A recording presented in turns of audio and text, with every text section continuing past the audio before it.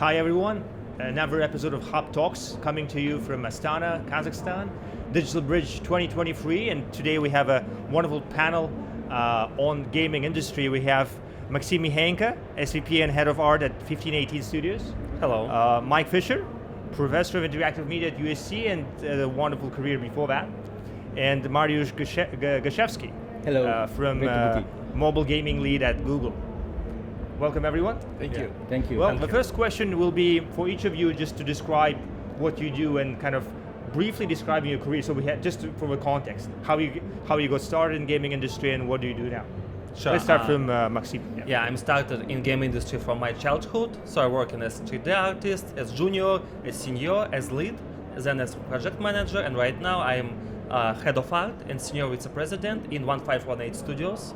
It's part of big corporation P2W, and it was our startup that we created with Michael Casalina. It's my partner 5 years ago, and 2 years ago we was acquired by big corporation P2W, and right now I'm a part of this big, worldwide family, and I'm very excited to work with Tokyo, with Los Angeles, with New Delhi, with Bangalore, with Argentina, with Buenos Aires.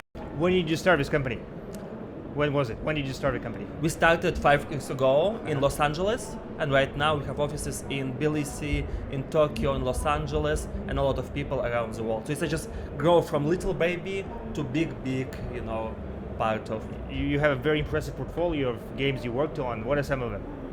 Right now I'm very excited about Spider-Man 2. Release will be very soon, in next few days.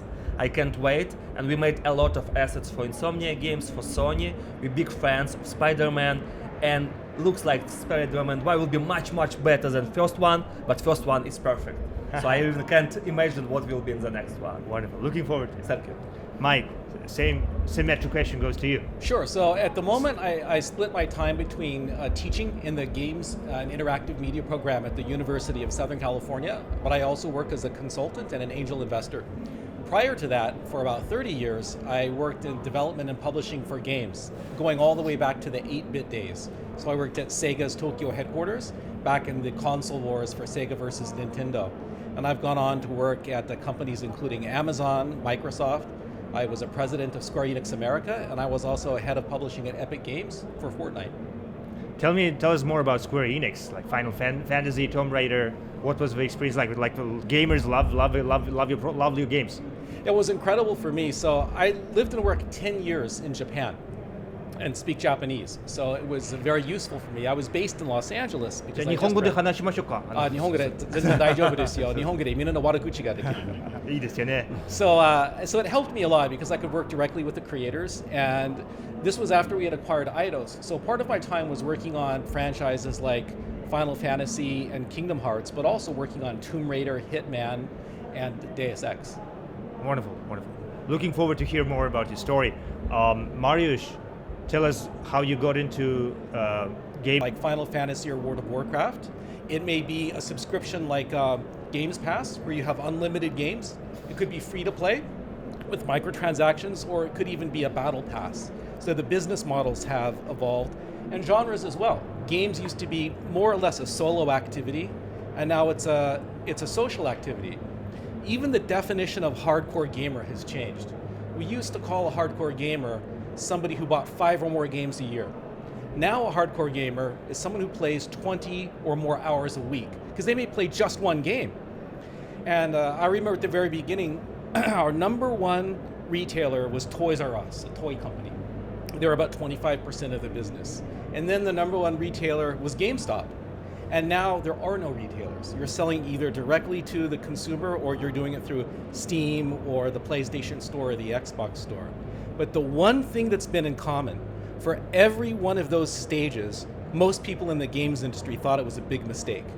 Like even going from cartridge to CD-ROM, which give you a cheaper media format, 100 times more capacity, some of the game developers were against it. Like, no, the loading time is too small, too slow. I want to be able to instantly show people the content. So while on the one hand, we're the most changing and most dynamic business, the same token, we're also one of the most resistant to change. Interesting.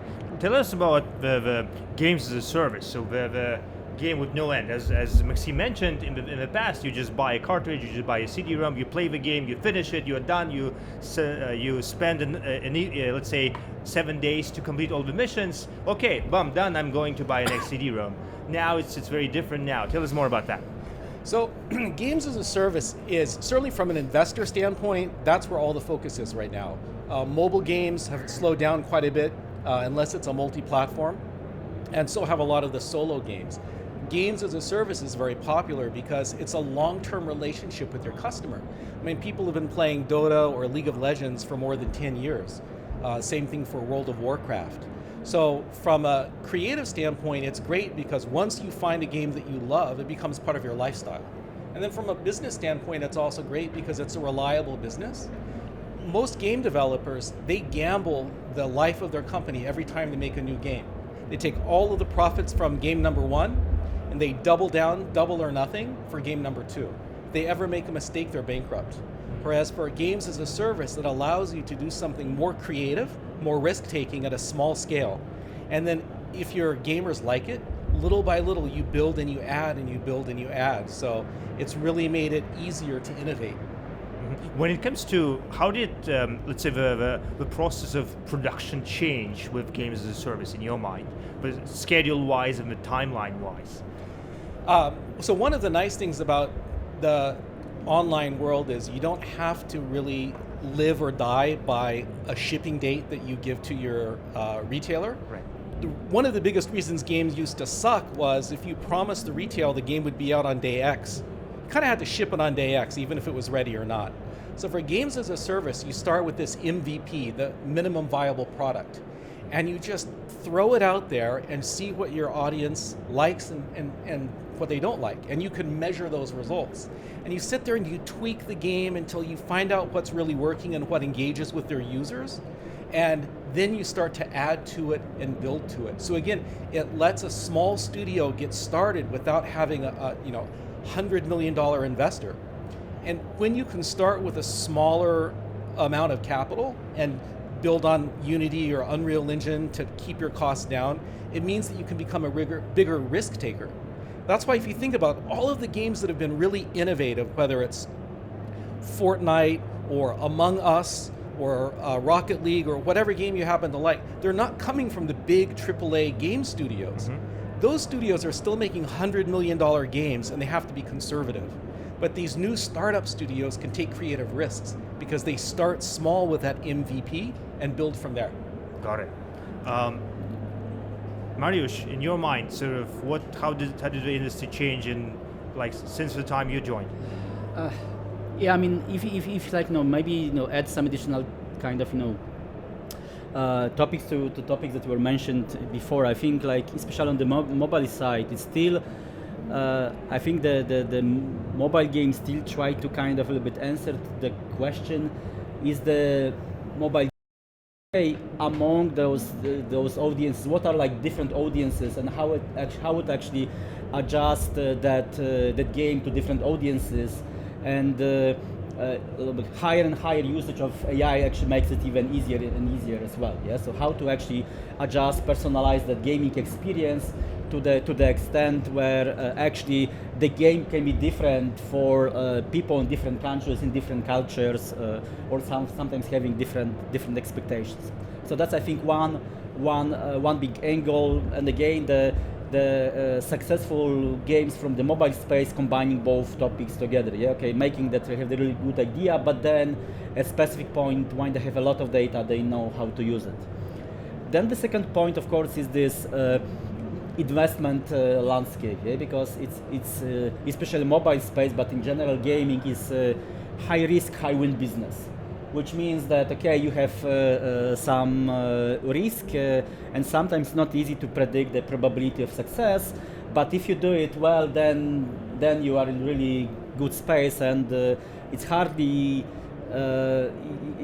find any other vertical where you have companies having 20 people and sometimes having tens of millions monthly revenue, which is still possible in the gaming space. And exactly on one side, this usage of the data where even understanding what is my day 2 retention next day. Big investment that is usually in the traditional gaming divided in the few milestones, which still at every step you are not really sure what is really the how this big day will look like, this like big release of the game, versus here you can quite relatively shortly say, okay, that game has potential or maybe not. Okay, let's maybe kill that project and move to another one. Yeah.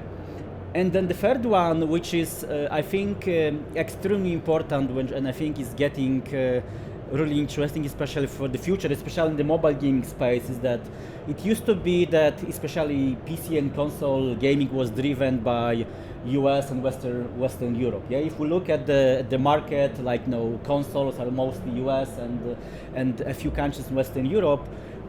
Versus if we look at the mobile gaming space, even Kazakhstan, like in this year, it's like I think market number 22 by number of gamers in the world. Yeah.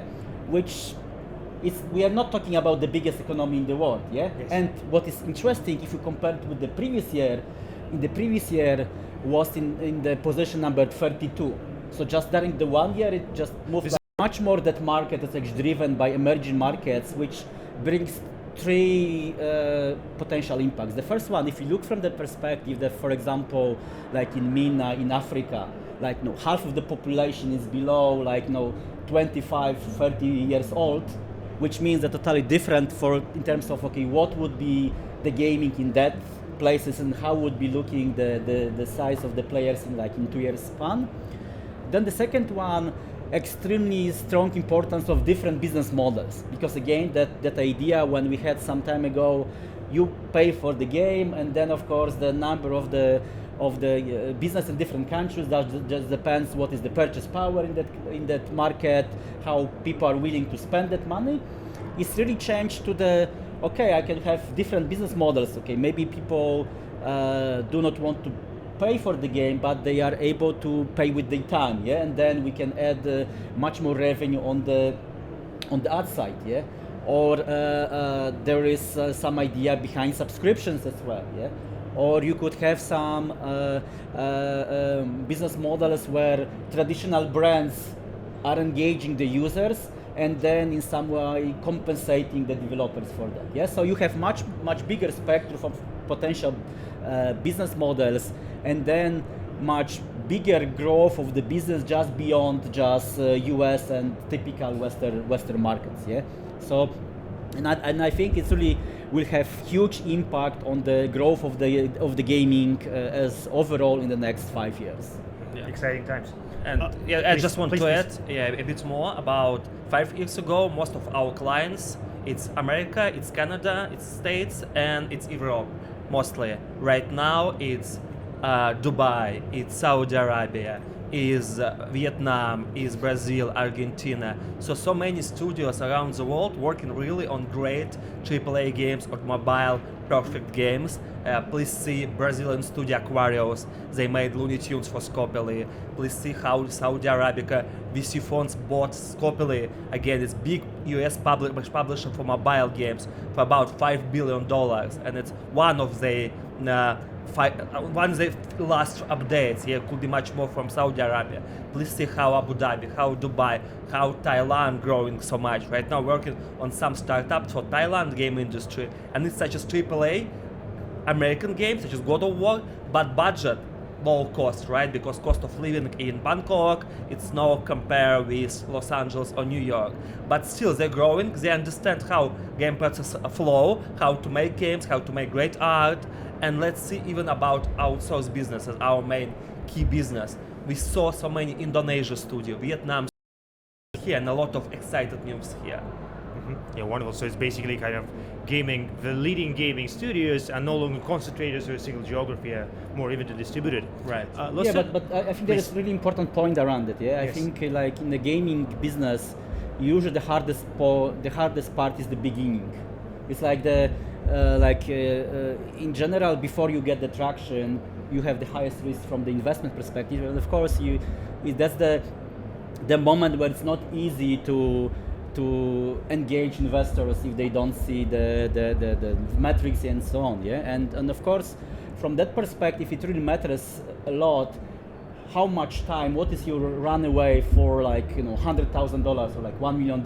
Yeah, and of course, from that perspective, of course, the comparison of, let's say, US versus Germany versus Poland versus Philippines would be totally different if we think about, okay, how long that startup has for that minimum amount of money. Yeah? Right.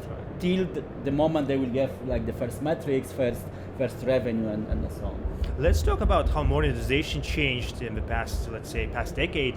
You have Zelda, you sort of a free roaming game, which had a pretty classic way to monetize. But then you had Genshin Impact, which made 3.8 billion, which just took that ideas, but really brought a lot of creativity around monetization.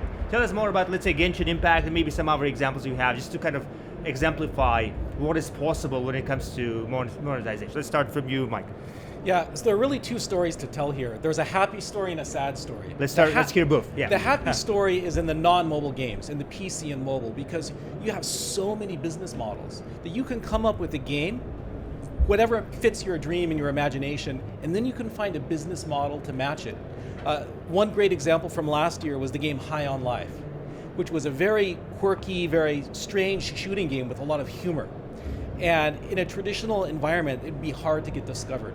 But they put it on Xbox Games Pass. It was on other platforms too, but it really came alive on Xbox Games Pass. It was December, not a lot of new games come out, and people tried something new, and it became a surprise hit. That was only possible because that happened. So now you can fit that either free to play or battle pass or monthly subscription or whatever fits your needs, you can find that. But the other side of the story is mobile. And Mariusz, I'd love to get your thoughts on it, but to me it's a real shame because free to play has become such a dominant business model that unless your game idea can fit a free to play model, you're out of luck. And there are so many wonderful mobile ideas that can't get funded or can't go live because they don't fit that model. And it's strange because there's no policy from Apple or Google that prevents you from doing it. There's no technical limitation. It's just for reasons that I can't explain. If your game isn't free to play, it's very, very hard to break through. For me, the last one I can remember was Monument Valley, yes. which was originally not a free to play game. It eventually, by the way, also became free to play, but since then I can't remember. So we are seeing things like the Netflix subscription model or the Apple Arcade that are trying to fix the problem, but right now I think it's still the #1 barrier to innovation in games. What's your advice for up-and-coming, let's say, game designers? It's a very kind of a hit-driven business. How do you, let's say, let's take a scenario. Let's say you have a gaming company, they raise 10 million bucks. They want to produce a hit game. How would you use this money? Let's start from you, Mike, and then we'll go around. So there's no formula for success. You cannot reverse engineer a successful game and then make another successful game. There's a phrase in Japanese I use called Niban Senji, which means the second cup of tea from the same tea bag. So the second time you make the tea from the same tea bag, it's just not the same rich flavor. So I think it's more important that you do something that's different and innovative, even if it's targeting a small audience. We have a worldwide global video game audience of more than 1 billion players. So even if you only appeal to 1% of them, it's still enough to make you fantastically successful. So I think it's more important to do something that addresses your passion. And I think the second thing is think about your business model from day one. Look at Roblox. The most successful, popular, new innovation in gaming in 10 years. They're losing money every month. Tell us more about what's been innovative about what they did. Roblox. About Roblox? Yes. So obviously, the biggest part of their innovation is user-generated content. They created a tool set that allowed people to make their own games. And it's been a fantastic vehicle to let a lot of young people become game designers. There's a fantasy fulfillment. So someone who always thought game design was something impossible, you had to go to university and study computer science, or you had to work at a big company like EA or Activision, suddenly now, working at home, studying some YouTube videos, they can not only make the game, but they can put it on this platform and people can discover it. So it's a great entry level. So it's something new for gamers because there are thousands and thousands of new games you can try, but it's also great for game creators. But for reasons that I can't understand, Roblox is still not a profitable company. Yeah, I saw their office in San Mateo. I think they're based there. Tell us how would you spend 10 million bucks if you were to build a big game? Yeah, as we talk it internally in discussion brainstorm with our key members, we see two ways how you could such as wow effect for gamers right now. 10 years ago, when was Far Cry released, Doom 3 released, you could just show photorealistic picture and gamers say, I want to buy it. Yes, please. Right now, photorealistic game is standard, is okay. With Unreal 5 engine, it's becoming very easy for everybody, for us. So, first way to find how you could make something really very fresh about technologies, about maybe multiplayer, new genres, or about art, but art very hard to wow effect right now. And it's more about big budgets. So I could imagine that new Halo, new God of War could make wow effect for gamers, but it's not easy right now, but it's a lot of $1 million. And it's not easy for indie players. And second way, it's to find something unique in art style or gameplay, or find something very little niche that may be 1,000 people in the world, but it's very small, little niche only for them, and they will buy it because it's only one game for them. For example, if you could see this game Subnautica from San Francisco developer and publisher Unknown Worlds, I worked with them a lot, and it's really passionate people without even publisher. They just making amazing single player game survival under the water with amazing creatures, amazing emotions of wow, what is going on? So interesting creatures. I want to fly it here, and it's really great not AAA games, but who spent a lot of money for them because it's something new. Not biggest genre in the world, but for fans that really love adventure under the water, you know. Right. And a lot of similar like this could find that you still could make 1 million games right now, but it's very hard to find this little niche that you want to do it, you're passionate about it, I agree with Mike, and a lot of people waiting for them. So it's harder and harder, but it still could be. So your suggestion is to follow your interest no matter how niche it is. Right. Because you never know where it might lead yes, you, right? A great example is last year a surprise hit was the game Stray, where you play as a cat running through the cyberpunk world. I guarantee you next year there's going to be a dozen knockoffs where you play a raccoon or a dog or a cockroach or a mouse. Right. Because people said, oh, that looks successful, I'll just make a version on that. Yes. That's what you don't want to do. Exactly.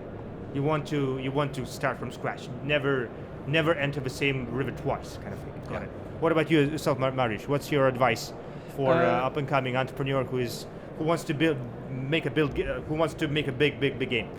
So, I mean, again, if I look at that from the mobile gaming perspective, because that's something that I know really well, like the challenge is that in mobile gaming, a little bit for the reasons you mentioned, is like and actually in you as well, is that in mobile gaming you are not building the game for the niche audiences. It will not work. Yeah. In mobile gaming you are thinking about the scale from the beginning. So it could be niche, but it cannot be niche of the niche. So because in that business model, again, you are thinking not only how to earn $20 for 10,000 people, you are thinking how to earn 10 cents for 10 million of people. Yeah? So that's totally different thinking, which brings, of course, a lot of potential bright side in the way that you, like, for example, emerging markets, new markets will matter much more than in, for example, traditional PC gaming. But it brings a lot of challenges as well, because again, you need to think about the business model from the beginning. So that's topic number one. And of course, from that perspective, the biggest premium game on mobile is Minecraft for the last few years, and even Minecraft, I think is number like 150. So which means that that kind of even such brand has extremely strong challenge to kind of bring that money in the scale based on this premium model. Yeah. So that's topic number two, and then the third one, which I think again it's quite different versus traditional and PC, but I believe it will be more and more common in PC and traditional gaming as well, is actually that in the mobile gaming space you need to think from the beginning not only about the production but about growth of that as well. Not only how to create that game, but how to acquire users for the games, which means that usually if you have 10 people in the company in the mobile gaming space, you have, for example, 6 people doing production, 2 doing the data, 1 being the growth person and 1 being the founder, for example. Yeah, and actually, what I think in the next years, that thinking will be more and more moving to the traditional space, because the data, even based on the newest news data, is showing that even in the PC and PC kind of gaming, most of the growth will be coming from fully digital content. So someone is downloading the game, not just buying as the box in the supermarket, which means that everything around that will be happening online, which means that a lot of those topics related to how to measure the user's behavior, how to understand that behavior based on the data, how to understand effectiveness of different channels, will be actually moving quite a lot from the mobile gaming space to this traditional space as well. Yeah? Which means that a lot of bright and dark side that we see on the mobile side will be actually coming to this non-mobile space as well. Very true. So I think, again, depending how we view it, it's like a glass half full or half empty. But again, it's like those 3 points. I think very crucial. Maybe the last one is that, again, just like in general, the startup idea that in general exists in the startups world, which is like how it's called, like fail fast. Correct. Yeah. I think Move it's fast, break things, extremely working well for the mobile space, which again, there is bright and dark side. But I think it's extremely tempting for new teams, yeah, because again, in that area, even if you are not a very big team, you don't have a lot of money, you can really validate your ideas quite fast and understand, okay, I'm really building something nice. I can really bring attention of investors, I can really bring attention of the people who know even more than me, but it does not mean that I need to be, again, a big brand to create something that will shape the industry, actually. Speaking of player acquisition, let's talk about how the marketing channels change over the years. So nowadays, the gaming companies, they use Twitch streaming as a way to promote their games. They use TikTok clips as another channel. Tell us about the channels which were relevant in the past and which are relevant now, starting from you. Means you have to make a good game, and then you have to invite your community to be part of that. So I think that's a good thing, in the sense that authenticity now is more important than a big campaign. Now, the question I have for Mariusz is that I don't understand why that isn't also true on the mobile side. I'll give you an example.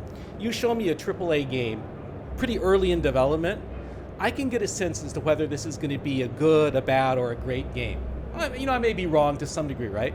You could show me a finished and complete match 3 mobile game, and I have no way to tell you whether it's going to be a success or not, because that user acquisition campaign, I would argue, is a bigger factor in success than the actual game itself.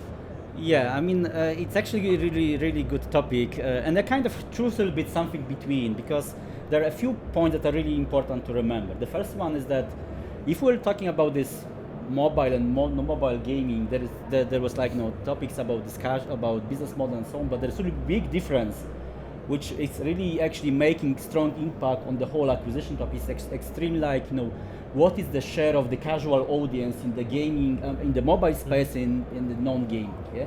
In general, what really mobile did was actually it brought a lot of non-core gaming audience to the gaming in general. Yeah, so that's why you are building the game for masses and for millions, because inside that you will have really a lot of these very casual players. And even the success of the free-to-play actually came from very simple idea that free-to-play really made that translate into reality, that idea that different users will value that game differently. Yeah? So there will be really core players that will be able to pay very lot. They becoming the whales for that game, and there are people who just want to play for free. And if we're coming to this growth space, so there are actually two parts of it. The first one is that if you look at the game as kind of overall, you could have the finished game, and it's hard to understand if that game will fly or not. But how it actually works in reality, that is actually most of the stuff is based on the metrics, which means that in general, all the people who have experience in that space, if they look at the metrics like, okay, what is your day 2 retention, what is your day 7 retention, what is your day 30 retention, okay, how many people from 1,000 that you bought today, how many of them will be coming after 30 days, they will be able quite easily to say if that game it will make more like 100,000, 500, or maybe 10 millions per month, yeah? And of course, those metrics differ by different genres. So there are some genres where, let's see, match 3, where in general, that genre is more focused on smaller purchases, but done by much wider set of audiences. So in those genres, for example, retention plays much more important role, because the more people, the more often they are coming back, the more opportunities you have to sell them something. Yeah. And in genres like role-playing and strategy, of course, retention plays much less important role, because at the end of the day, those genres are driven by, okay, how much money can be spent by whale? If it's like 2,000, 5,000, or maybe $10,000 per month, yeah? Because again, average revenue per paying user matters much more than retention in those genres. And if we go even deeper in those topics, how actually now the growth of mobile gaming works, that usually you have something that is called soft launch, which means that you are releasing the game that is very often at the MVP stage in the countries where you are just checking the metrics. Okay, I'm just releasing that game, for example, in Holland, Netherlands, or maybe in Australia. In those markets, very often you have the soft launch. And based on even small cohorts, like 10,000 people, you are checking, okay, how many people are they coming back, how much money they are spending, and based on that, you can understand, okay, what is the monetization potential for the game, and then based on that, you can understand, okay, what is the potential ROAS, or return on ad spend, for that game, which means that can I have successful growth for like $10,000 per month, 100,000, or maybe 5 million, yeah? Because the games are more and more complex, especially done as the game as the service. So the games can be developed for many years, and each next year is just increase of the metrics, which makes even that growth easier and easier. I had a friend who was a community manager for a mobile games company, and she was not working on the superstar game, but like a B-level game. So I asked her, how much did their biggest whales spend on the game? And she said our number one whale was based in the UK, came from a family that made industrial equipment. He spent $100,000 a year on the game.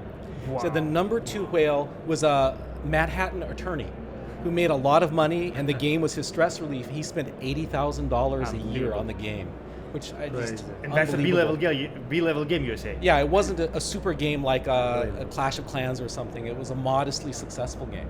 Yeah, like you have those games, like especially those top games like Call of Duty that are, for example, moved to the mobile space, and they're built really to have the enough content, enough features that if there is someone who wants to spend 500K per year, it's possible there as well. Yeah. So of course it creates this kind of this question mark around to which extent it is like fun or not fun. Yeah. But from the monetization perspective, at the end of the day, it's about entertainment. Yeah. It's just again, if someone really values that game and he can afford it. he's kind of adult, yeah. So he can buy a new Ferrari, or he can just spend money on the game, and maybe in that case he has much more fun with the game than with Ferrari. Yeah, and I just want to add that it's not only mobile games, right? Because, for example, Star Citizen, it's more PC game. Yeah. It's still work in progress. It's still no release yet, but so many shipped cars such as Ferrari, real Ferrari. Yeah, now one of our artists spent $10,000 for one ship in the game. And when I said to him, man, when I was a teenager, I bought real car, and he said, for my generation, real car is Starship Citizen, man. I said, oh my God, I'm so old. Yeah. But it's true, right? For next generation, for generation Z and Alpha, it's real cars such as. And of course there is like, there is some specific limit driven by those communities, yeah, because like especially like big games are driven by communities, especially in like PC and console space. But I see more and more discussion among those traditional players how to add those at least some free-to-play elements to even the games that are in general, for example, premium games, exactly the way to sometimes give more expression to the people who just want that possibility to be expressed. Yeah, okay, I really love that game, so I don't mind to spend even more money on that game. Not in the way that it gives me an advantage over other players, because then of course. Like in most of the countries, maybe excluding China, this pay-to-win concept is not really working well.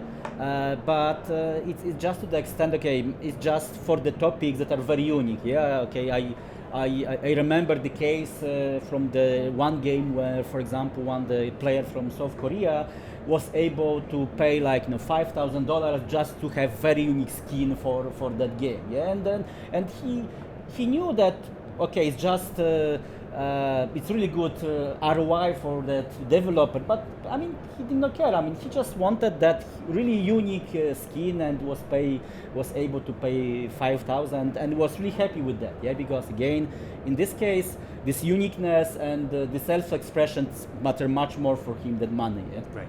Let's talk about platform shifts. So Apple released the App Store back in 2008. That created a new platform for gaming. A kind of a mobile gaming revolution started. And then if you give advice to game designers, like from 2008 to 2010, you could say like, hey, there are so many low-hanging fruits here. Like, just build a simple game for an iPhone. Or like become an indie developer. Like 2010 was a great time to become an indie developer, right? Indie game designer. So let's kind of, what's the best platform to choose in 2023 in your mind? Let's start from you. Yeah. We are looking forward Meta Quest 3 right now and Apple Vision Pro, and I think it's one of most innovation and promising ideas. And if you have small budget and a lot of passion and really young blood, please see for this platform, because this platform you could be really unique. And you don't need to spend $1 million or $10 million, right? You just need a really great new idea and new wow factor, new emotions for gamer, for player, or even just for casual audience. It's not about even gaming, it's more about all another world. And it's one idea. And second platform that I see, it's Steam Deck, and similar platform from Asus, from another Chinese vendors, because Steam Deck is great platform for PC, but it's not PC, right? It's a bit another device, another interface, and a lot of portation game. It's good, but still I think a lot of players looking forward really some exclusives for Steam PC Deck with this interface, specialist for this game. It's not about really beautiful art or very high budget game. It's more about find ways what you could make for this platform exclusivity, right? And you could find 1,000 gamers that could spend $20 or $12, and it's not bad for start, right? Just maybe start for platform, then try to connection with Valve and see maybe you find exclusive. So for small developers, finding niches like this could be really promising, because right now try to make new Doom killer, new Call of Duty killer, copy pasta is not working anymore. It's right. Yeah, Mike. I agree with everything you just said. So just to add a little bit to that, I love VR. but it's broken my heart so many times, and I've lost so much money investing in VR, but I still have hope. So I definitely would encourage people who believe in that platform to innovate, because it is easier to get discovered. And this is the thing, it's about discovery. How you think people can find your game is really important. There are about 500,000 games on the App Store, more than 50,000 games on the Steam Store. Even the Nintendo Switch has over 5,000 games. So your biggest problem is getting discovered. So I think you can make the platform that fits your creative ambition, but the important thing is you've got to figure out how to go on TikTok or YouTube. Especially for like someone who is thinking about how to start, like at the beginning, I think there is really important this step 0, which is like really answering the question, okay, do I want to make the game that will make my living? So just a replacement of the job in the corporation, or like okay, it's just enough that it's the kind of combination of the typical salary plus some additional addition to that, or do you want to create 50 million company and I have believe that I have enough experience, knowledge and passion for that to make it really happen, because that really makes really totally different choosing the platform. You go for those that are more like niche ones, and again where it's not really extremely big market, but this discoverability is actually much less challenging. Or you, for example, you think to those big scale like mobile, and I was saying so many good things about mobile, but there is a really dark side of that as well. I think 10 top games on mobile, they are making around 15% of the revenue. So there is dark side of that as well. Huge market, but quite heavily concentrated as well. So in this case, I think from what I hear from developers, if you think about this 50 million company, rather mobile is the choice. But if you would like to more like you're living, probably the starting from mobile isn't the best idea, because extremely competitive and extremely hard. Probably, probably I shouldn't say it, but doing PC game or a similar one will make you even easier to create that game and get investment for that game as well, because those smaller investments are easier on the non-mobile side than on mobile side. But I like what you said about step 0. Before you look at the market, you need to look in the mirror and look at yourself and decide what your own motivation is. Because exactly I had the one amazing developer. He had really extremely good game. I think that game at specific moment had 3 million daily active users. So again, with small margin, but really nice business. And when I was talking to him and he was thinking about, okay, do I want to scale the business even more? Finally, he answered, no. I mean, I'm having a really good life. I'm really happy with that. So strong persistence in driving that action behind that passion that I'm pretty sure that he will actually achieve the success. But he's paying some price for that, because he's paying the price in terms of the amount he needs to spend, in terms of time he needs to spend, number of travels he needs to go over the world, talking with different people. So that's kind of this ratio, price on your side versus the effort is really important kind of topic in terms of your choice. A few blitz questions for each of you before we wrap. Maxim, 3 of your favorite games. Can be console, can be mobile, can be PC. Anything. Half-Life 2, it's classical. Age of Empires, it's my childhood. And Last of Us, because it's story. Wonderful. Mike? For me, definitely number 1 is Rocket League. It's still the game that I go to. I love it, and I'll play it, I hope, when I'm 99 years old. I can't have a hard time. I mean, I always listen to my brother. It's so hard to, I have no idea why I'm in the field when I'm playing it. So I'm not very good, but I still have a lot of fun. I think the second would be BioShock, which just in terms of the influence on me and the impact still was a huge... I still remember the surprise ending and how it impacted me. And the last would be is an old 16-bit Mega Drive Genesis game called Mickey Mouse and the Castle of Illusion. And that was like the first time I really was able to work hands-on with a game development team. It was the first time that I could put my name in the game. Actually, I had to put my son's name because we weren't allowed at Sega at the time, but my son's name is in there, and I'm still friends with the woman who is the designer of that game, and she's still a hero of mine. What about yourself, Mariusz? So actually, I like simple games. So, for example, I like a lot Wordscapes, for example, as the word game. I like Hunting Clash, which is like the game from one of the Polish company called 10 Square Games. I like new Monopoly game, Monopoly Go. It's pretty cool as well. And actually, I like the Outfit 7 games, like Talking Tom, which is like good times. Very fun as well. Another one is related to game designers. So yeah, obviously Hideo Kojima is a very famous one. I mean, we saw his wonderful game where about the life of a DoorDash delivery guy, like just walking, like having a hard time trying to get the food delivered. Your top 3 game designers of all time, in your mind? For me, best decision for me is Gabe Newell, that CEO and founder of Valve, because he imaginates a new genre about make FPS with Hollywood movies, and then he built really company that's still very profitable and still making new wow effects projects. Steam Deck, Portal, a lot of stuff, and still it is independent company. So for me, he one of the founders of the future about gaming. Second for me is Hideo Kojima, right? Because for me it's such as a blockbuster superstar for new game designers, for new people who had a lot of inspiration from him and just want to make games. Right. Yeah, it's such as Steven Spielberg in cinema when it was Jaw films and something like this, and last one for me it's Peter Molyneux, Lionhead Studios from UK. No. Why?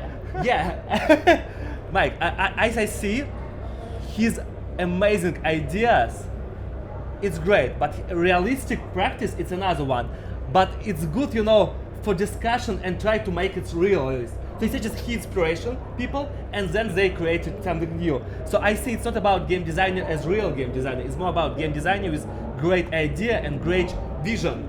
And other people will do it in the real world. They say if you Very have cool, nothing thank nice to say, don't say anything at all. Okay. So I have no more comment about Peter Molyneux. Please, Mike. So Your number one choice. is Emiko Yamamoto. It's not a famous name, but she was the creator of those 3 Donald Duck and Mickey Mouse games that were at the beginning of my career. And then she went on to be the Disney producer for the Kingdom Hearts games. So obviously, Nomura made the games at Square Enix, but she was on the Disney side, and she still works in games, and I think she's a creative genius. Second would be Nagoshi, who's today known as the creator of the Yakuza games. But before Yakuza, he made Super Monkey Ball.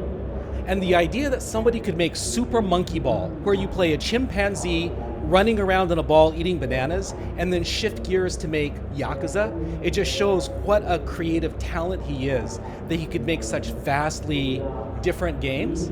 And I think the third, I'd say Kim Swift, who was the creator behind Portal, who I think still has many incredible ideas, and she's still very young in her career, and I have very high expectations for her. Thank you, Mariusz. Hard question.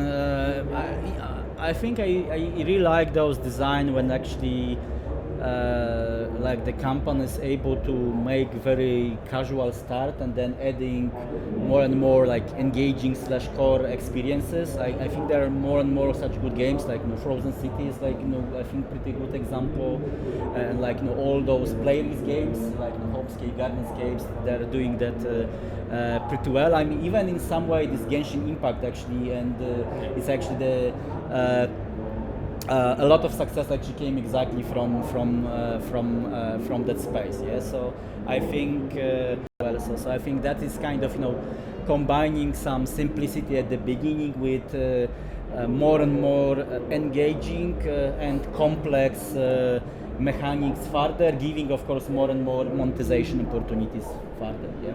Thank you. So I had a lot of fun reading the memoirs of Jordan Mechner, the creator of Prince of Persia. Just like documenting day by day how hard it was to do it. Like back in '85, he was a Yale graduate, just graduating his college and like about to start his game. Maybe some book, YouTube channel, podcast recommendation from each of you for anyone who wants to kind of follow the game industry, please. Yeah, from artist side, I really recommend to see everydayartstation.com. It's such an Instagram for artists where you could see every day new updates for art, for games, for cinema, a lot of inspiration. We hire people from ArtStation, and it's very famous for professionals, but for a lot of gamers it's still unknown resource. But I really recommend just to see what is going on with game industry, because what happens usually, Payday 2 release, Assassin's Creed new release, then few months, and all art released in ArtStation from artists. So you could see drop for new, I don't know, Assassin's Creed with all assets, all posters, everything, and a lot of inspiration here. So for me, it's such a recommendation every day just to see, such as how gym practice every day for 10 minutes or so.